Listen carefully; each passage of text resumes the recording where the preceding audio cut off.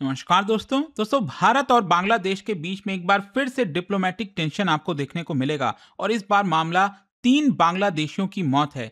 क्या है कि जो तीन बांग्लादेशी हैं वो बांग्लादेश से भारत के त्रिपुरा में आए थे और लोकल्स को अटैक करने की कोशिश कर रहे थे, तभी यहां पर उनको मारा गया। आप देख सकते हो खबर, 3 Bangladeshi killed in Tripura after attacking locals, Delhi Dhaka row erupts. इसको थोड़ा सा हम डिटेल में समझेंगे क्योंकि बांग्लादेश ने बड़े स्तर पर पलटवार किया भारत के ऊपर। कहा है कि यहाँ पर मॉब लिंचिंग जैसी चीजें हो रही हैं और इसी का जवाब भारत की तरफ से आया, मिनिस्ट्री ऑफ एक्सटर्नल अफेयर्स की तरफ से। वो सब कुछ पूरा डिटेल में आपको बताऊंगा। चलिए आगे बढ़ते हैं, लेकिन उससे पहले आप सबको बता दूं, स्टडी आईक्यू पर दिवाली सेल स्टार्ट हो चुकी है। अगर आप कोई भी यूपीएससी का कोर्स बैच लेना चाहते हैं जिसके अंदर कंप्लीट प्रिपरेशन कराई जाती है, तो ये लिंक सभी के कमेंट सेक्शन में दिए हुए हैं और यूज करना है आपको कोड अंकित लाइव मैक्सिमम डिस्काउंट के लिए। ये फोन नंबर है, यहां पर आप कॉल कर सकते हैं, मेरी टीम आपको अच्छे से गाइड कर देगी।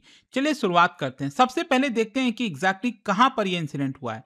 क्या है कि यहां पर अगर आप देखोगे, जो भारत और बांग्लादेश का बॉर्डर है कई सारे राज्यों के साथ सटता है और उसमें एक बड़ा इंपॉर्टेंट राज्य है, दैट इज त्रिपुरा।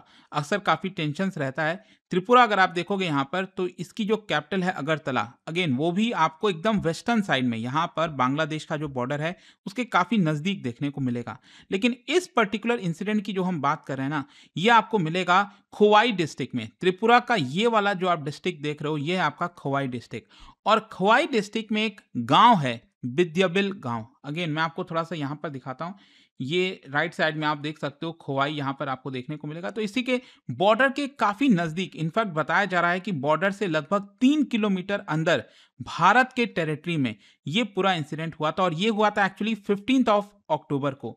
ये जो तीन बांग्लादेशीज हैं वो गलत तरीके से भारत के टेरिटरी में एंटर किए और लगभग 3 किलोमीटर अंदर तक आ गए थे। तो क्वेश्चन ये है कि आकर ये कर क्या रहे थे। देखिए, बताया जा रहा है कि ये मिडनाइट के आसपास की बात है। जो विलेजर्स हैं उन्होंने इन तीनों अनआइडेंटिफाइड जो मेन हैं, जो बांग्लादेशीज हैं, उनको पकड़ा, उनको देखा और पता चला कि ये लोग कैटल चुराने के लिए आए हैं। जो बॉर्डर के नजदीक काउ शेड है, वहां पर जो कैटल्स रखे हुए थे, तो वहां के कैटल्स को चुराने की कोशिश कर रहे थे। तो अक्सर ये कैटल वाला जो स्मगलिंग है मामला है, वो लंबे समय से देखने को मिल रहा है दोनों देशों के बीच में।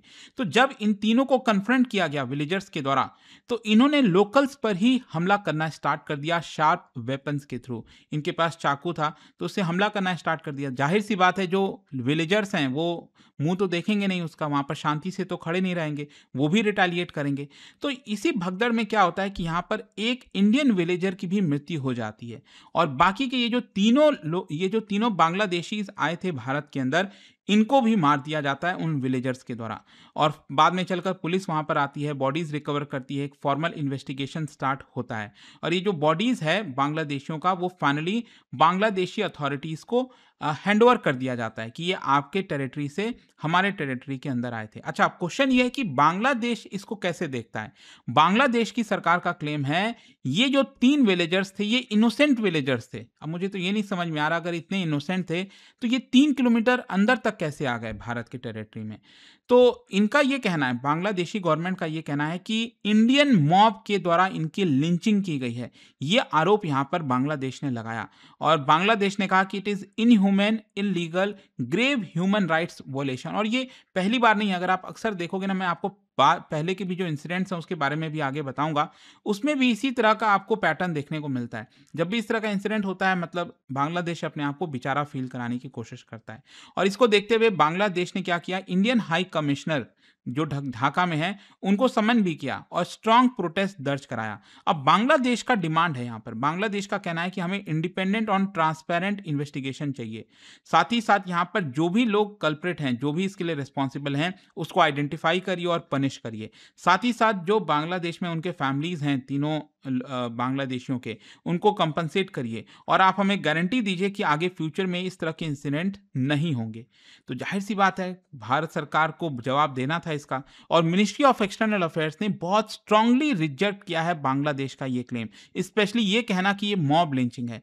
भारत ने यहाँ पर क्लैरिफाई किया है कि जो इंसिडेंट है, एक तो ये well with in Indian territory में हुआ था। अब ये इंडियन टेरिटरी में हुआ है तो बांग्लादेश के लोग वहां पर क्या कर रहे हैं। ये जो तीनों लोग मारे गए थे, दे वेर इलीगल ट्रेसपासर्स, ये भारत ने कहा है, जो कि क्रिमिनल एक्टिविटीज में इन्वॉल्व रहते हैं। ये जो लोकल हैं, मतलब जो भारत में विलेजर्स में लोकल्स थे, उन्होंने सेल्फ डिफेंस में इन तीनों को अटैक किया और यहाँ पर जिस तरह से शार्प वेपन्स ये लोग लेकर आए थे, इसको देखते हुए विलेजर्स ने कड़ी कार्रवाई की। एक लोकल इंडियन विलेजर की भी मृत्यु हुई है। ये दिखाता है कि ये वॉयलेंस वन साइडेड नहीं था। मतलब बांग्लादेश ये कह रहा है ना कि इनको इनकी मॉब लिंचिंग की गई। अगर ऐसा होता तो भारत का कोई व्यक्ति क्यों मारा जाता इसमें? साथ ही साथ जो पुलिस और फॉरेंसिक इन्वेस्टिगेशन है वो इस समय चल रहा है और इसके बारे में भारत और क्लैरिफाई करेगा। अच्छा, लॉ एनफोर्समेंट एक्शन अगर आप देखोगे तो एफआईआर दर्ज किया गया है त्रिपुरा पुलिस के द्वारा इन सारे इंसिडेंट में। बीएसएफ ने पूरा विजिलेंस और पेट्रोलिंग बढ़ा दी है खोवाई वाले सेक्टर में जहां पर ये हुआ। भारत ने एक प्रकार से रिट्रेट किया है कि देखो क्रॉस बॉर्डर क्राइम है ये, जहां पर आपके लोग कैटल स्मगलिंग और इन्फिल्ट्रेशन ये करते रहते हैं, जो कि हमारे लिए एक बहुत बड़ा थ्रेट है। तो इस पर्टिकुलर इंसिडेंट का कॉन्सिक्वेंस ये हुआ है कि बांग्लादेश की फॉरेन मिनिस्ट्री ने पब्लिकली भारत को क्रॉस बॉर्डर ब्रूटैलिटी को लेकर अक्यूज किया। सोचिए, बांग्लादेश और भारत ने यहां पर समन किया है बांग्लादेश के एनवॉय को। और अगेन हमने भी यहां पर प्रोटेस्ट दर्ज किया है कि जो भी आप ये कर रहे हो ना, ये पॉलिटिकली मोटिवेटेड मिस रिप्रेजेंटेशन है। ये लोकल्स के बीच में ये पूरा इंसिडेंट हुआ और आप इसको इंटरनेशनल मुद्दा बनाने की कोशिश कर रहे हैं। और वहीं बांग्लादेश की जो मीडिया है वो भी इसको ह्यूमैनिटेरियन आउटरीच की तरह पोर्ट्रे करने की कोशिश कर रही है। और इसीलिए अगर आप देखो तो यहाँ पर भारत की तरफ से जो त्रिपुरा के चीफ मिनिस्टर हैं, उन्होंने भी शांति और विजिलेंस के लिए कहा और कहा कि यहाँ पर हाँ, मॉब जस्टिस वगैरह जैसी चीजें नहीं होती हैं, ना होनी चाहिए, लेकिन यहाँ पर जो विलेजर्स थे उन्होंने सेल्फ डिफेंस में एक प्रकार से अपने आप को बचाने की कोशिश की। अच्छा, वही चीज मैं आपको बोल रहा हूं, बांग्लादेश में अगर आप देखिए तो वहां पर अलग तरीके का प्रोटेस्ट चल रहा है। इनफैक्ट वो लोग यूनुस गवर्नमेंट को भी क्रिटिसाइज कर रहे हैं कि आप वीक डिप्लोमेसी कर रहे हो। पब्लिक प्रोटेस्ट हो रहा है वहां पर बांग्लादेश में और डिमांड किया जा रहा है कि अकाउंटेबिलिटी चाहिए और जो बॉर्डर रेसिडेंट्स हैं, बॉर्डर पर रेसिडेंट्स रह रहे हैं, उनकी सेफ्टी जरूरी है। अच्छा, इसका अगर मैं आपको ब्रॉडर कॉन्टेक्स्ट बताऊं भारत बांग्लादेश के डायनेमिक्स में, तो क्या है कि भारत बांग्लादेश का बॉर्डर अगर आप देखो कि काफी, इनफैक्ट भारत का सबसे बड़ा बॉर्डर अगर आप देखिए किसी भी दूसरे देश के साथ, वो बांग्लादेश के साथ ही है। जी हाँ, करीब 4000 किलोमीटर से भी बड़ा बॉर्डर है। इतना बड़ा बॉर्डर पाकिस्तान के साथ भी नहीं है, चाइना के साथ भी नहीं है। इनफैक्ट यहाँ पर त्रिपुरा और बांग्लादेश के बीच में जो बॉर्डर है वो 856 किलोमीटर का है। ये वाला जो त्रिपुरा वाला साइड है, तो ये 856 किलोमीटर लंबा बॉर्डर आपको देखने को मिलेगा और ये काफी पोरस है। कई सारे जो विलेजेस हैं वो आपको दोनों साइड में देखने को मिलते हैं, कंटिन्यू हैं एक तरह से। और जो मेन इश्यूज होते हैं अक्सर, एक तो सबसे पहला कैटल स्मगलिंग, काफी हाई वैल्यू इलीगल ट्रेड माना जाता है, फ्रीक्वेंट होता रहता है। ह्यूमन ट्रैफिकिंग बांग्लादेश की तरफ से काफी होता है। बांग्लादेशी कई सारे भारत में आकर सेटल होना चाहते हैं और इसको लेकर स्ट्रिक्ट एक्शन भी रिसेंटली लिया ही है, आप देखा है। फिर ड्रग स्मगलिंग भी लगातार होता है, जैसे याबा टैबलेट हो गया, गांजा हो गया, कफ सिरप का ट्रेड हो गया। एनक्रोचमेंट और फेंसिंग के डिस्प्यूट लगातार होते रहते हैं, स्पेशली फार्म लैंड पर। तो बॉर्डर मैनेजमेंट मेजर्स लिया गया है भारत की तरफ से बीएसएफ और बांग्लादेश की तरफ से उनकी जो बीजेपी है, बांग्लादेश गार्ड, बॉर्डर गार्ड जो वहाँ की पैरामिलिट्री है, तो वो लगातार फ्लैग मीटिंग्स करती रहती है इश्यूज को रिजॉल्व करने में। ज्वाइंट बॉर्डर कोऑर्डिनेशन मीटिंग्स भी लगातार 3 से 6 महीने में होता रहता है। लेकिन डिस्पाइट ऑल दिस कोऑर्डिनेशन, इस तरह के इंसिडेंट्स अक्सर आपको देखने को मिलते हैं और ज्यादातर इंसिडेंट्स क्या है ना, विलेजर्स के बीच में, स्मगलर्स, जो विजिलेंटीज हैं, उन सभी के बीच में आपको अक्सर देखने को मिलेगा। और मैं आपको बता रहा था कि ये पहली बार नहीं है, पहले भी इस तरह के इंसिडेंट हुए हैं जहां पर बांग्लादेश ने अपने आप को बेचारा बताया। जैसे 2011 वाला इंसिडेंट हुआ था कोच बिहार में, बीएसएफ के द्वारा फायरिंग हुई थी। क्रॉस बॉर्डर फायरिंग हुआ था मेघालय में, 2022 में त्रिपुरा बॉर्डर क्लैश हुआ था। तो अक्सर इसको एक प्रकार से इंटरनेशनल मुद्दा बनाने की कोशिश करता है बांग्लादेश। ये नहीं समझता कि आप लोग इन्फिल्ट्रेट करते हो, हमें उसको रोकना जरूरी है, ये हमारे नेशनल सिक्योरिटी के लिए खतरा है। इसका अगर मैं आपको स्ट्रैटेजिक एनालिसिस बताऊं तो जियो पॉलिटिकल इंप्लीकेशन भी है। क्या है कि ये इंसिडेंट तब हो रहा है जब भारत बांग्लादेश के बीच में रिश्ते उतने अच्छे नहीं हैं, वाटर शेयरिंग को लेकर, माइग्रेशन पॉलिसी को लेकर, ट्रेड इंबैलेंस को लेकर। तो किसी भी प्रकार का अगर एस्केलेशन होता है तो अल्टीमेटली क्या है ना कि एंटी इंडिया जो फोर्सेस हैं बांग्लादेश में, वहां पर और पनपने लगते हैं, वहां के लोग उसको और सपोर्ट करने लगते हैं। सिक्योरिटी इंप्लीकेशंस भी है, जो बॉर्डर सर्विलेंस है वो और ज़्यादा बेटर करने की ज़रूरत है, ड्रोन्स, इंफ्रारेड सेंसर्स के थ्रू रिस्पॉन्स और जल्दी होना चाहिए ताकि इस तरह के इंसिडेंट्स ना हो। लीगल डिटरेंस होना चाहिए ताकि अगर कोई लोग इनको पकड़ते हैं तो भारत के लोगों को पनिश ना किया जाए।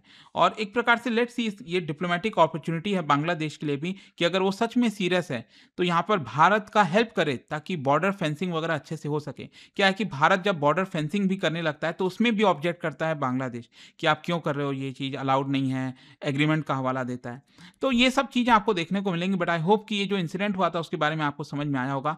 जाने से पहले एक बहुत इंटरेस्टिंग क्वेश्चन है, क्या आप बता सकते हो इनमें से कौन सा बांग्लादेशी सिटी है, कौन सा शहर है बांग्लादेश का जो भारत के बॉर्डर के सबसे नजदीक है? ये आपको बताना है। और उसका राइट आंसर आप सब जानते हैं, मेरे इंस्टाग्राम पर तो मिलेगा ही, वहां पर अगर आप नहीं हो कोई बात नहीं, टेलीग्राम से ले सकते हैं इसका सही उत्तर। और दोस्तों जैसा मैंने आपको बताया, अगर आप यूपीएससी की तैयारी कर रहे हैं, कोई भी बैच चाहते हैं, आपको बस यूज करना है ये कोड अंकित लाइव मैक्सिमम डिस्काउंट के लिए। चाहे आप लॉन्ग टर्म 2027 हो 28 हो, कोई भी प्रॉब्लम है तो ये फोन नंबर है, कॉल कर सकते हैं, मेरी टीम आपको अच्छे से गाइड कर देगी। दोस्तों यह दिवाली सिर्फ रोशनी की नहीं, सक्सेस की शुरुआत की दिवाली है। स्टडी IQ IAS लेकर आया है दिवाली सेल, जहां से शुरू होती है आपकी IAS journey. UPSC 2027 long term foundation batch अब अवेलेबल है सिर्फ 18,999 में।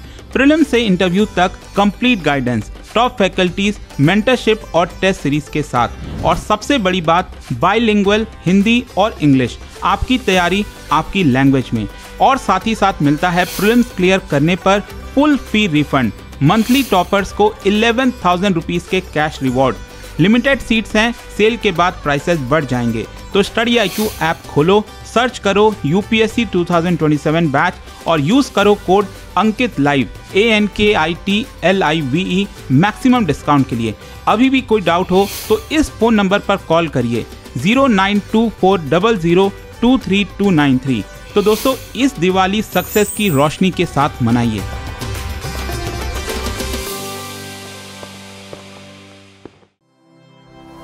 स्टडी IQ IAS, आपका सिलेक्शन हमारा मिशन।